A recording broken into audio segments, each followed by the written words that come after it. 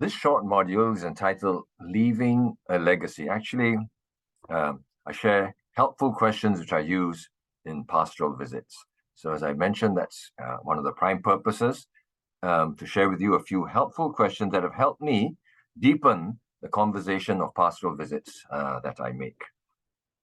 Now, I'm trying to encourage you to reflect on your own life and the legacy you would like to leave for your loved ones so that you can help your clients, the patients that you visit, prepare a brief legacy statement of their own. And I'll try and explain this. So I started off just by asking, simple questions when I visited. Uncle, Auntie, can you tell me a little bit about your life?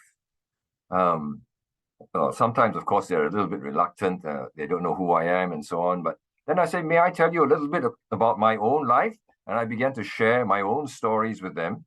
And very often, after a little while, they begin to tell me theirs, and I don't have to talk about myself anymore. And then I just listen, I ask questions, and I find out more and more about them. And I found that actually writing down their stories, and then when I see them, I read it back to them again, has been so helpful. And then I discovered that what I was doing was done by many people. In fact, the NTU have this family dignity intervention for palliative care, and they came up with these series of questions, which now I also have been using to help me deepen this conversation and prepare a brief legacy statement. So here are the questions. Tell me a little bit about your life history. And then we just stop and listen right from the time when they were born, children, their family growing up, going to school, their job, anything. We just ask questions and we listen. Here's another beautiful question. What are some of the most important and memorable times? And then again, we just listen. And I am amazed at the stories that come out. How has your relationship with your loved ones influenced your life? This often opens the conversation and deepens it.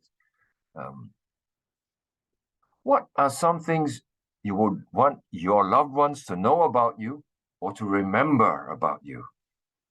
Again, as they sit and think, and the conversation takes a very interesting turns. All this while I'm, of course, taking notes. What do you think are your most important and meaningful accomplishments in life? It could be with a family or their career or in the community. And then as you take notes, as you relate it back to them each time you visit, uh, they find this very meaningful. Here's another couple of questions. What do you think your loved one is most proud of you for or appreciates about you? What do you appreciate most about your loved ones? Wonderful questions, wonderful discussion that follows. Are there particular things that you would want to thank your loved one for? And this one is very moving. Are there particular things that you would like to ask forgiveness for or offer forgiveness for?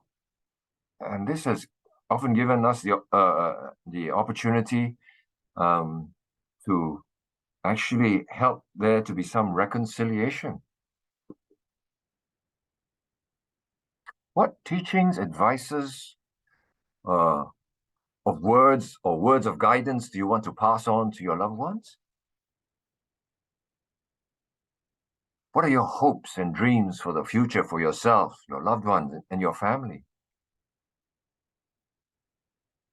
So, in creating this written, that's why it's a permanent record, are there other things that you would like to include? So, each time you go, you can read it back to them. And then, just after a few visits, you've got a nice little document. And you can probably say, before the session ends, are there things you would like to take time to say again? And that often happens. So I find, especially since many volunteers can't be there for very long periods, sometimes they only visit for a short season. But this summarizing it in a short document brings about a good closure. It doesn't have, this document doesn't have to be long or complicated, just one page with a few lines. It's still very powerful and meaningful, or just a collection of photographs with comments, or you've helped them to draft a letter to a loved one and help them to communicate with their loved one. So in summary, a legacy statement is a short written document. As I said, just one page is enough. It could be more, of course. Some people are creative. They can use a video, them saying their message to their loved ones, or pictures, as I mentioned. So these statements, this document captures, in a sense, that person's life story, the meaning of their life, and the message that they would like to say to their loved ones. So I hope you find doing this,